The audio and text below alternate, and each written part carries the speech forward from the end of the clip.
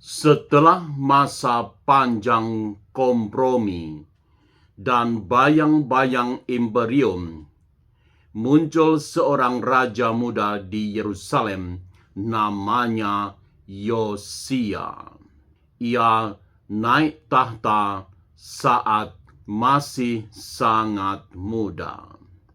Tetapi justru dari tangannya lahir salah satu gerakan pembaharuan terbesar dalam sejarah Yehuda. Yerusalem sepanjang zaman. Selamat datang di channel Yerusalem sepanjang zaman. Tema hari ini, Yosia dan reformasi terakhir, upaya menyelamatkan Yehuda. Pertama-tama, awal sebuah harapan. Pada masa pemerintahnya sekitar abad ke-7 sebelum Masehi, kekuatan kekaisaran Asyur mulai melemah. Ruang untuk bergerak terbuka.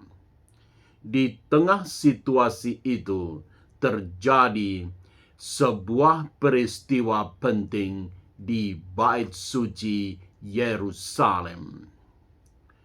Dalam kitab Kedua Raja-Raja bab 22 diceritakan bahwa sebuah kitab hukum ditemukan kembali.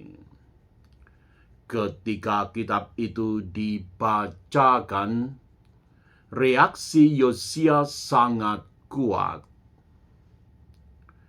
Ketika raja mendengar perkataan kitab hukum itu, dikoyakkannyalah pakaiannya. Kitab Kedua Raja-Raja bab 22 ayat 11. Ia menyadari bangsanya telah lama menyimpang.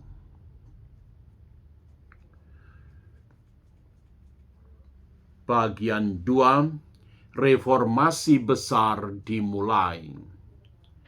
Dari situlah reformasi dimulai. Yosia tidak setengah mati.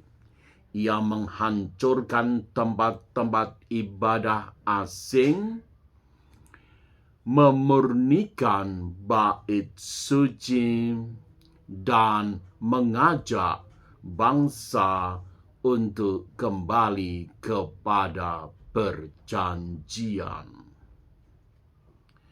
Puncaknya dinyatakan sebagai berikut. Raja berdiri dan mengikat perjanjian di hadapan Tuhan. Kitab Kedua Raja-Raja bab 23 ayat 3. Alkitab memberi penilaian luar biasa sebagai berikut. Sebelum dia, tidak ada raja seperti dia yang berbalik kepada Tuhan dengan segenap hati. Kitab Raja-Raja kedua bab 23 ayat 25. Yerusalem kembali menjadi pusat ibadah murni. 3. Sumber di luar Alkitab. Walau reformasi Yosia terutama dikenal dari Alkitab, konteks zamannya didukung oleh sumber lain. runtuhnya dominasi kekaisaran Asyur diketahui dari catatan Babilonia seperti Kronik Babilonia yang menggambarkan melemahnya Asyur pada akhir abad ke-7 sebelum Masehi. Kondisi ini memberi ruang bagi Yehuda untuk bergerak lebih mandiri dan memungkinkan dilakukannya reformasi Yosia tersebut berlangsung. Selain itu, temuan arkeologi di wilayah Yehuda menunjukkan berkurangnya tempat ibadah lokal dan meningkatnya sentralisasi di Yerusalem. Hal ini sejalan dengan gambaran reformasi yang dilakukan oleh Yosia yang tertulis dalam Kitab Raja-Raja. 4. Tema besar harapan pembaruan. Untuk sesaat, Yehuda tampak menemukan kembali arah yang benar. Setelah masa-masa gelap, muncul harapan bahwa pembaharuan rohani bisa mengubah masa depan. 4. Apakah sudah terlambat untuk pembaharuan atau reformasi? Disinilah konflik besar muncul. Meskipun reformasi Yosia begitu radikal, Alkitab juga memberi peringatan yang mengejutkan sebagai berikut. Namun demikian, Tuhan tidak berbalik dari murkanya. Kitab Kedua Raja-Raja bab 23 ayat 26. Artinya, reformasi itu nyata, tetapi tidak serta-merta membalikkan arah sejarah. Bagian 5. Akhir yang tragis. Kisah Yosia berakhir tiba-tiba. Ia gugur di Megiddo dalam pertemuannya dengan kekuatan Mesir di bawah Neko kedua.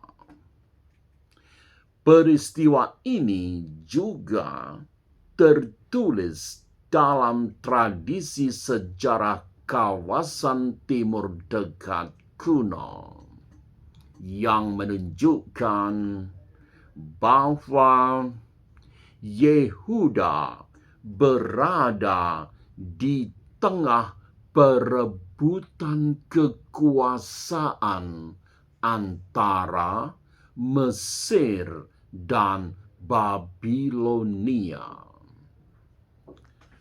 Setelah kematian Yosia, Yehuda kembali goyah. 6. Pesan utama. Yosia merupakan simbol harapan terakhir. Seorang raja yang berusaha memperbaiki arah bangsanya di saat waktu mungkin sudah hampir habis. 7. Penutup reflektif. Bisakah reformasi menghentikan keruntuhan? Kisah Yosia memberi jawaban yang tidak sederhana. Kadang perubahan datang, tetapi tidak cukup cepat untuk membalikkan akibat masa lalu. Yerusalem pernah diperbarui, namun tetap berjalan menuju kehancuran yang berkeping-keping. Dari sinilah sejarah bergerak menuju bab berikutnya, bahwa kejatuhan Yehuda dan runtuhnya Yerusalem terjadi. Terima kasih.